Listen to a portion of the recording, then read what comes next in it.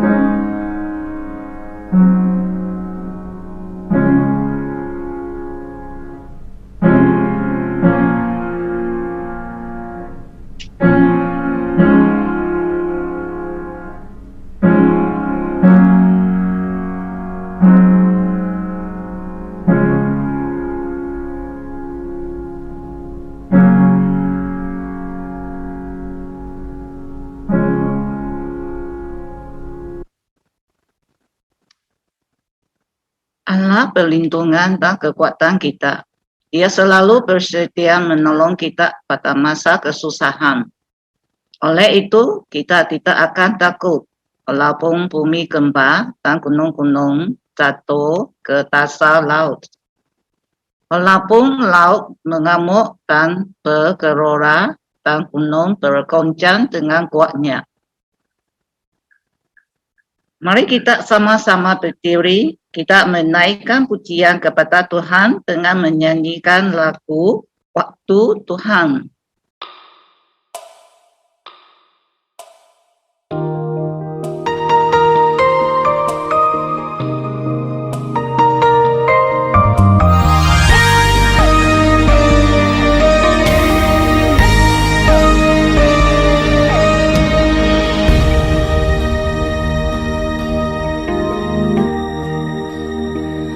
Bila kau izinkan sesuatu terjadi, ku percaya semua untuk kebaikanku. Bila nanti telah tiba waktumu, ku percaya kuasamu memulihkan hidupku.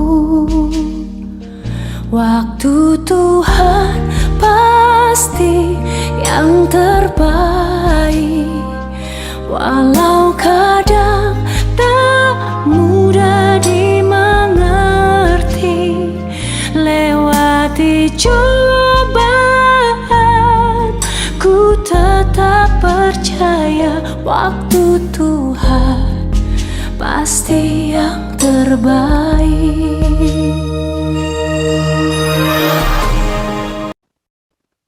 Jemaat Tuhan tetap berdiri, kita berdoa. Tuhan yang berkuasa dan berkata di atas surga. Terima kasih Tuhan kerana Engkau telah menggunakan hari yang baru ini kepada kami. Kami berdoa agar penyertaan-Mu dalam sesi ibadah pada hari ini supaya firman-Mu memenuhi serta bahag di dalam hati dan juga pikiran kami. Dalam nama Yesus, Juru Selamat kami berdoa dan mengucapkan syukur. Amin.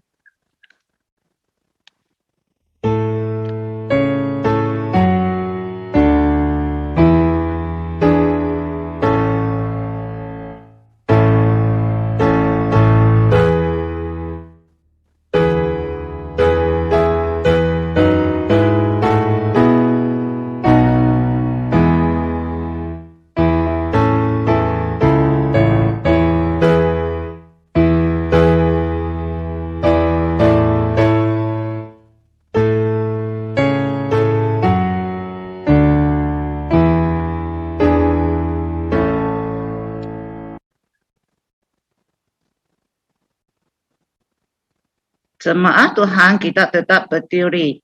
Mari kita sama-sama berdoa dalam doa Tuhan dengan melafazkan doa Bapa kami.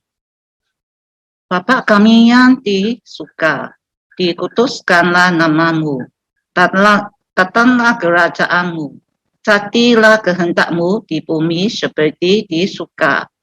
Berikanlah kami pada hari ini makanan kami yang secukupnya, dan janganlah membawa kami ke dalam percobaan, tetapi lepaskanlah kami daripada yang jahat. Kerana Engkaulah yang empunya kerajaan dan kuasa dan kemuliaan sampai selama-lamanya. Amin.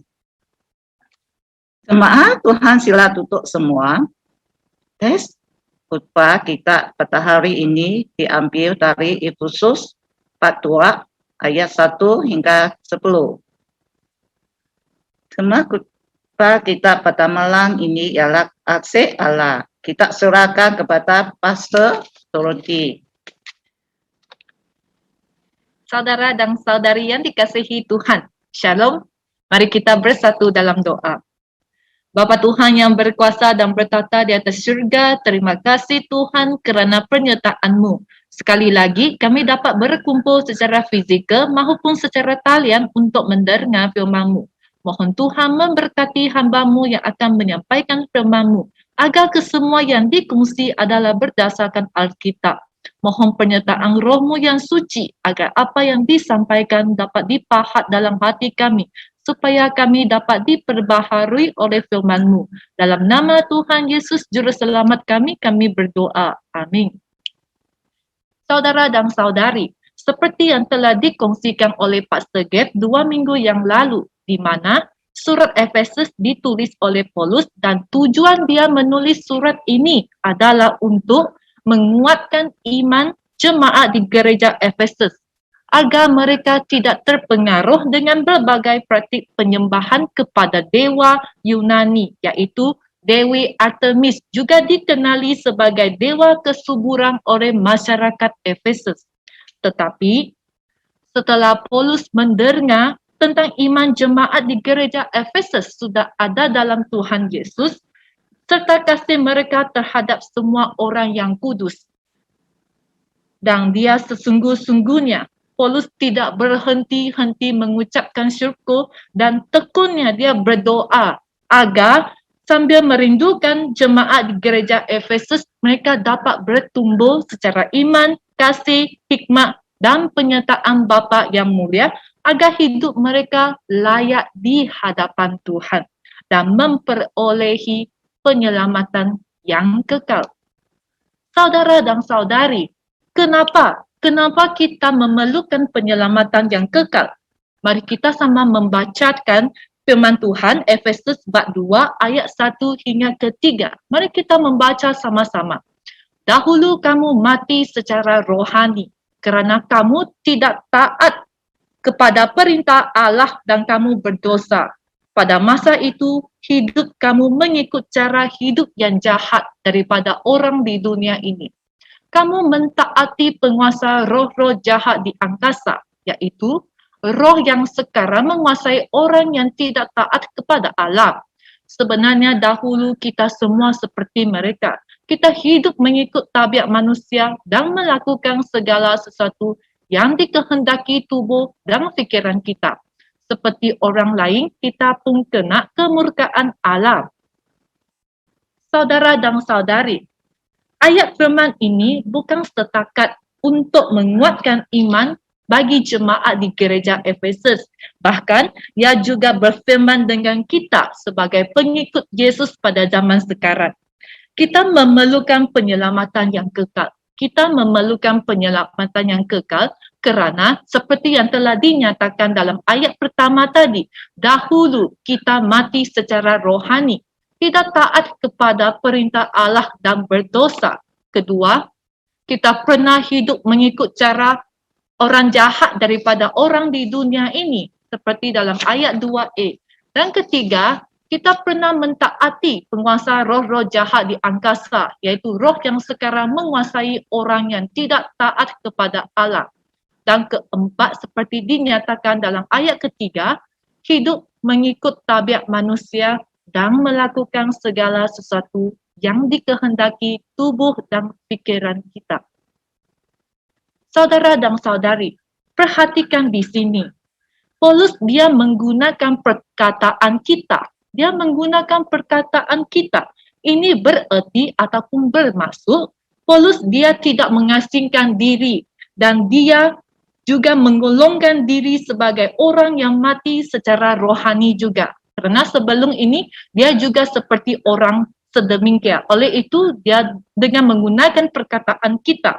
Tetapi kerana kasih karunia Allah dalam penyelamatan Yesus, dia bertaubat dan dia mengalami penebusan dalam Kristus dan juga mendapat penyelamatan yang kekal dalam Kristus seperti dalam Kisah Para Rasul bab 9.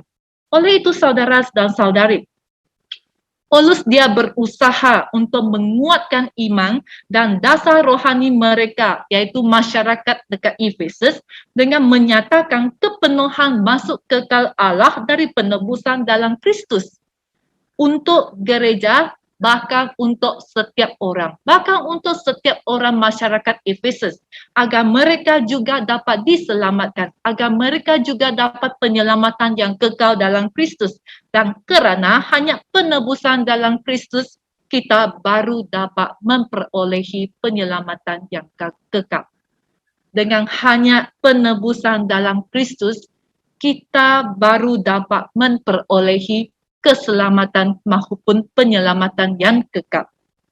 Saudara dan saudari, ketiga-tiga ayat firman ini membawa satu pernyataan yang sangat penting, ianya tidak taat kepada perintah Allah adalah berdosa.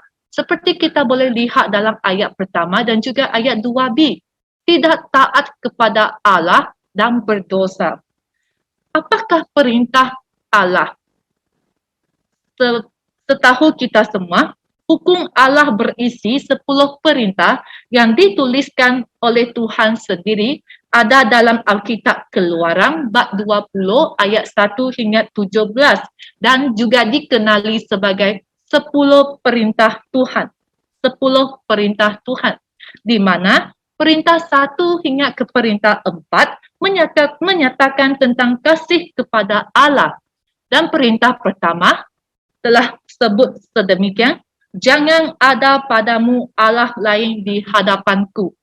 Dan perintah kedua, jangan membuat bagimu patung atau sujud menyembah kepadanya atau beribadah kepadanya. Dan perintah ketiga, jangan menyebut nama Tuhan Allahmu dengan sebarangan, sumpah dengan menggunakan nama Allah. Dan keempat, ingatlah dan kuduskanlah hari Sabat. Oleh itu, jika dalam kehidupan kita, kamu dan saya, selalu kita juga kerana kita memang orang berdosa. Jika dalam kehidupan kamu ada sesuatu yang melebihi kedudukan Tuhan, ini bererti ataupun ini bermaksud kita sudah adakan Allah lain dalam kehidupan kita maupun dalam hati kita. Sebagai contohnya, kita menggunakan masa untuk melayari laman web, main game daripada menggunakan masa untuk berdoa. Kita lebih lagi memainkan game ataupun melayari laman web ataupun social media daripada menggunakan masa untuk berdoa. Bahkan membuat renungan maupun pergi ke beribadah. Sekarang memang kita dalam wabak pandemik ini, selalu kita mengatakan kita mempunyai masalah untuk data, masalah dan sebagainya untuk menyertai ibadah. Dan adakah kita pernah merenungkan bahawa berapa masa dan kita pernah bercuba sedaya untuk mengikuti ibadah secara talian maupun yang sekarang sudah ada beberapa gereja yang sudah ada beribadah fizikal. Saudara dan saudari, mari kita sama-sama merenungkan kehidupan kita. Adakah benda yang melebihi kedudukan Tuhan yang dalam hati kamu maupun dalam kehidupan kamu? Jika ada, mari kita bertaubat dan kembali kepada Tuhan agar dalam kehidupan kita berkedudukan supaya Tuhan berkedudukan tinggi dalam kehidupan kamu, agar kamu dapat penyelamatan yang kekal dalam Tuhan Yesus. Saudara dan saudari, tadi kita telah menyebut pasal perintah 1 hingga ke-4. Malahan perintah 5 hingga ke-10 telah menyatakan tentang kasih kepada sesama manusia. Mari kita lihat, perintah 1 hingga 4 telah menyatakan kasih kepada Allah, tetapi dalam perintah 5 hingga ke-10 telah menyatakan kasih kepada sesama manusia. Kedua-dua bahagian ini memang berasaskan dengan kasih. Dan apakah yang dalam perintah 5 hingga ke-10? Mari kita lihat. Perintah yang ke-5, hormatilah ayahmu dan ibumu.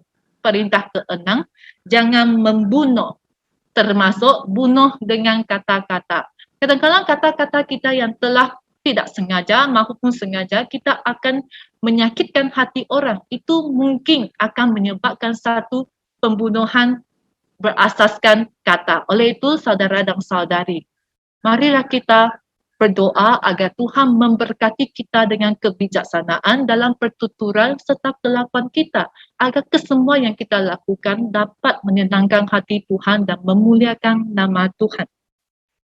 Mari kita lihat perintah yang ke-7, jangan berzina. 8, jangan mencuri, jangan mengucapkan saksi dusta, dan jangan mengingini harta ataupun rumah sesamamu, isteri ataupun apapun yang dipunyai sesamamu. Saudara dan saudari, sudah terang sekali perintah Tuhan kepada kita melalui firman-Nya. Mari kita membuat refleksi dalam kehidupan kita. Adakah kita sudah mentaati perintah Tuhan? Adakah kita yang sebagai pengikut Kristus, kita sudah mengabdi kehidupan diri kepada Tuhan? Mari kita merenung.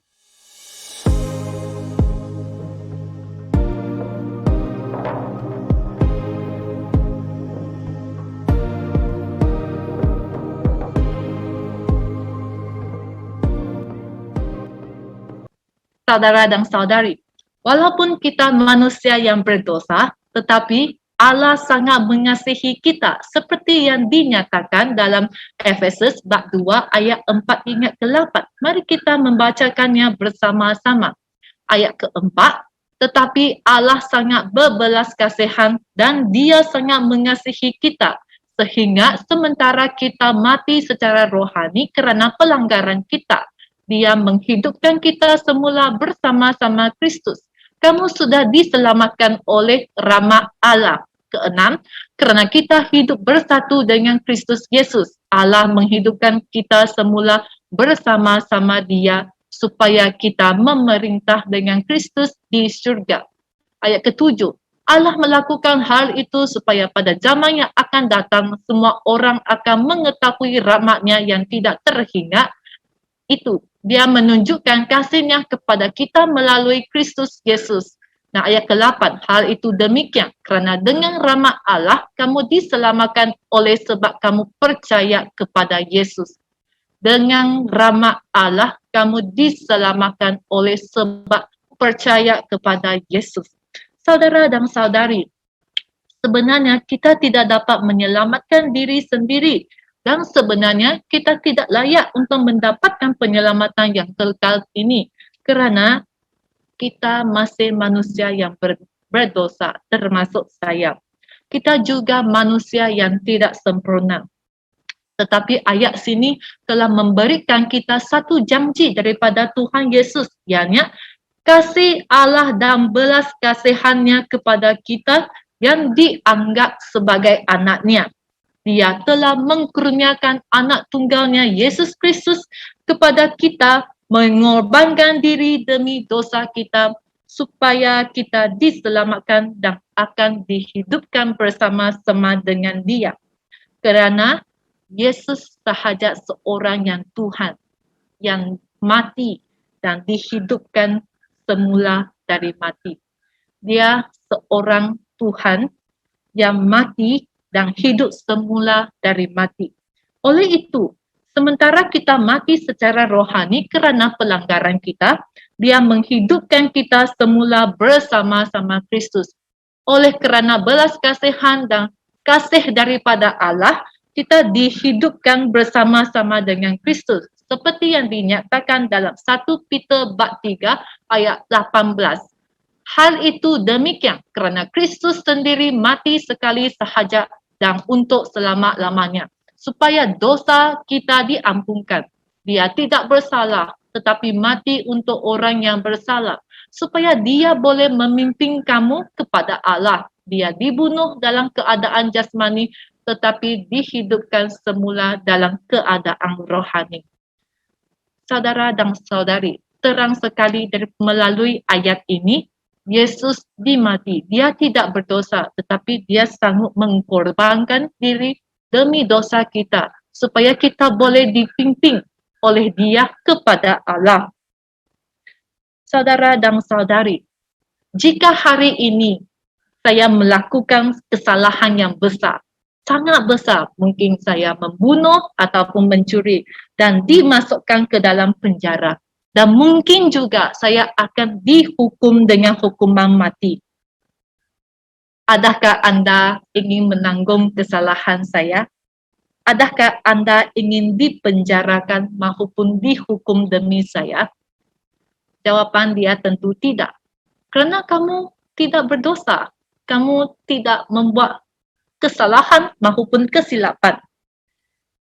Tetapi di sini kita lihat betapa besar kasih Yesus terhadap kita, sehingga dia sanggup mengorbankan dirinya diseksa, disalib kerana dosa kita.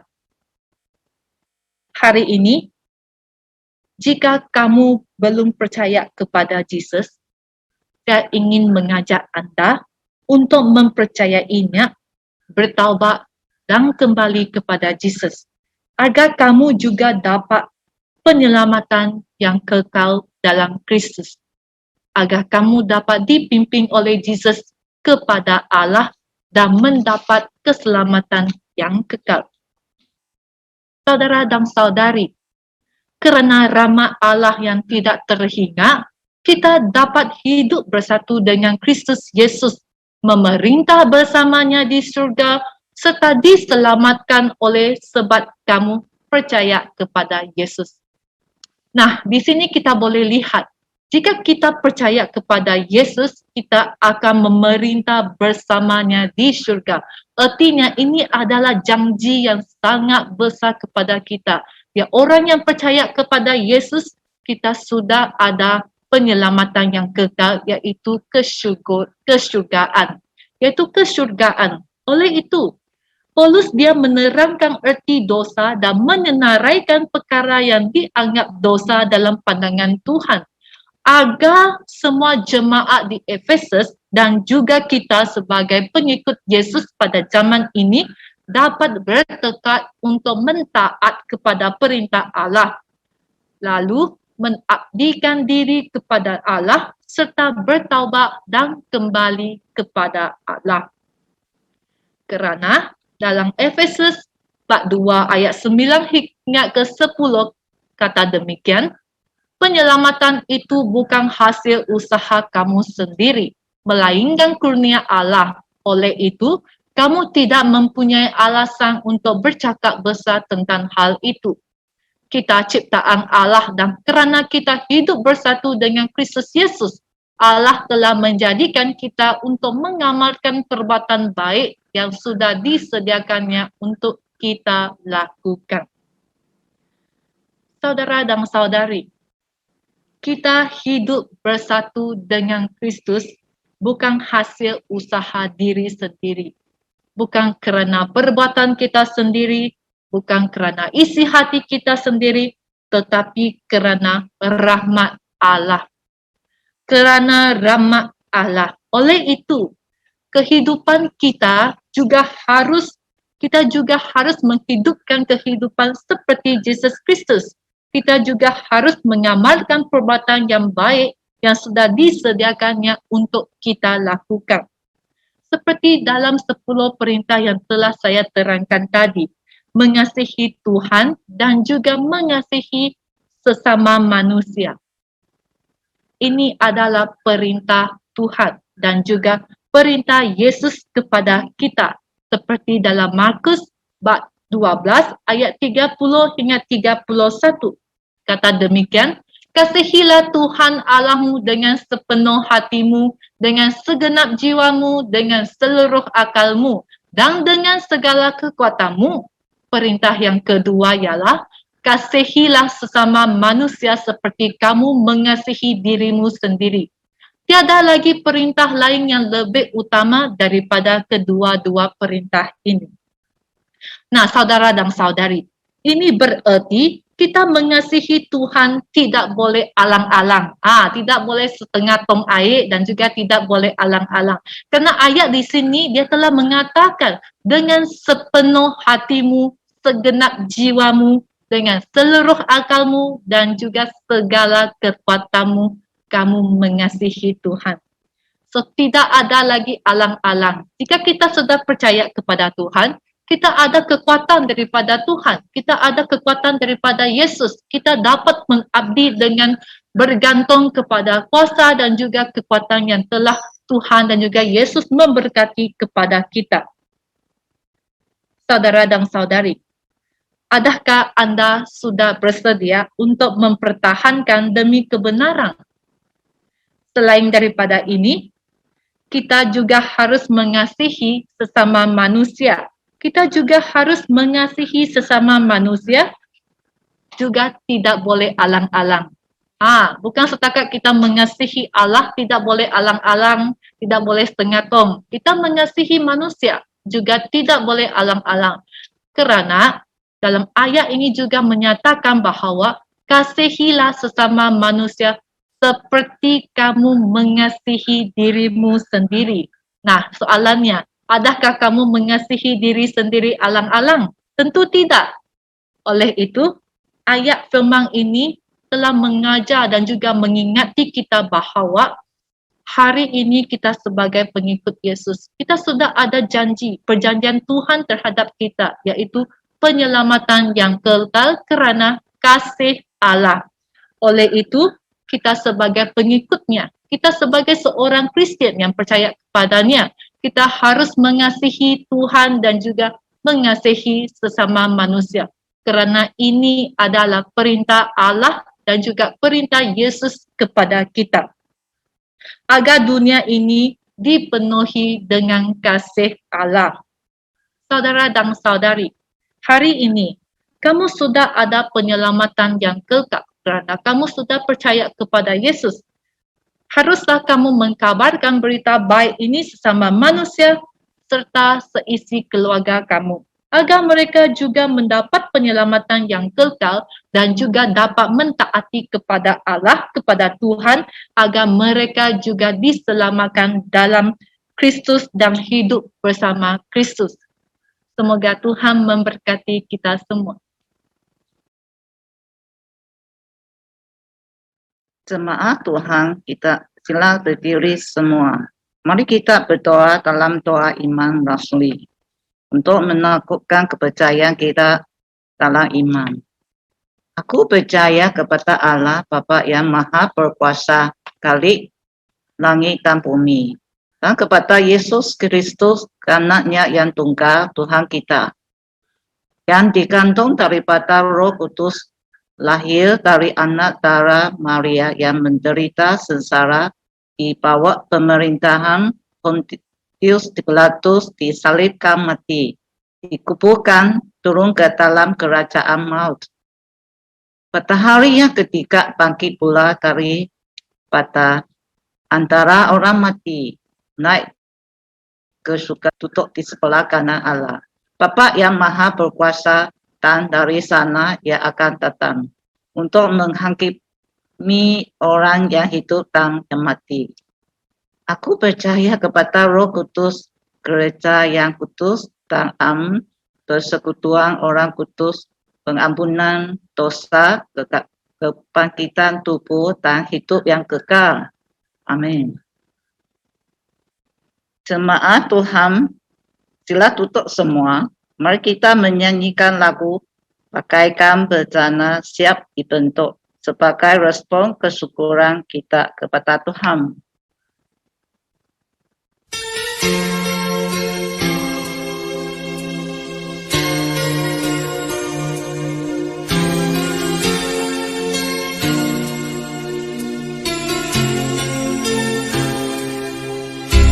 bagaikan bejana siap dibentuk, demikian hidupku di tanganmu. Dengan urapan kuasa rohmu, ku dibaharui selalu. Jadikan ku Allah dalam rumahmu, inilah hidupku di tanganmu. Bentuklah seluruh kehendakmu, pakailah sesuai rencanamu. Ku mau sepertimu, Yesus, disempurnakan selalu. Dalam segenap jalanku, memuliakan nama-Mu. Ku mau seperti-Mu, Yesus, disempurnakan selalu. Dalam segenap jalanku, memuliakan nama-Mu.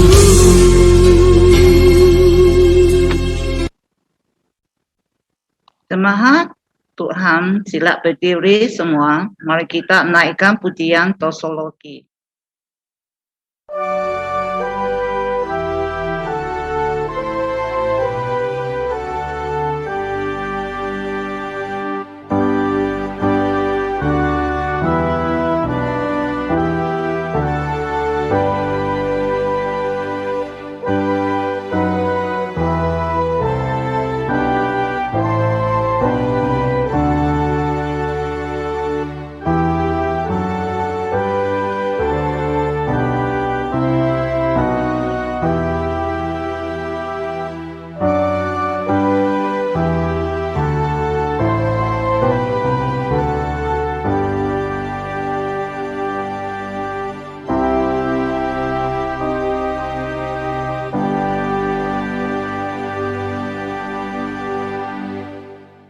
Jemaat Tuhan, diminta berdiri semua untuk menaikkan pujian dengan menyanyikan lagu Oh Tuhan pimpinlah langkahku.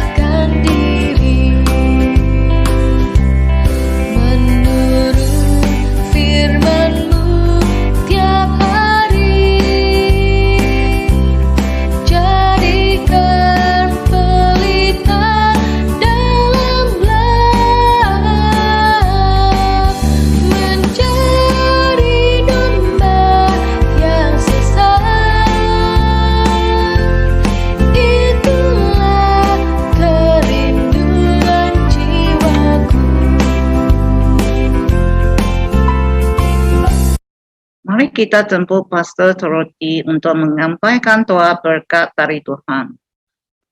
Mari kita berdoa.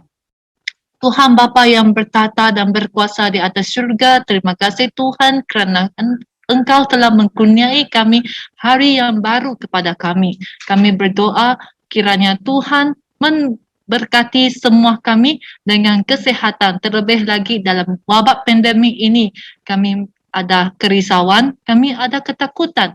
Tetapi dengan kasih dan juga rahmah Allah yang memberikan kekuatan kepada kami dapat menangani, kami dapat menyerahkan ke semua kerisauan dan juga ke semua yang kebimbangan kami dalam tangan Tuhan Yesus. Kami juga berdoa agar Tuhan memberkati semua jemaah dengan kesehatan dan juga mereka yang bekerja, Tuhan memimpin jalan mereka dan juga perjalanan mereka. Bagi yang masih belajar, Tuhan memberkatilah kebijaksanaan kepada mereka, pelajar-pelajar, agar mereka apa yang dipelajari mereka dapat diperguna dalam masa hadapan mereka. Kami berdoa Tuhan memberkati kesemua di sini dan kami percaya dalam kasih karunia Tuhan kami ada penyelamatan yang kekal yang telah diberkati oleh Tuhan kepada kami. Kami menyerahkan ibadah ini, kami menyerahkan doa ini dalam tangan Tuhan Yesus, kami berdoa dan mengucapkan syukur. Amin.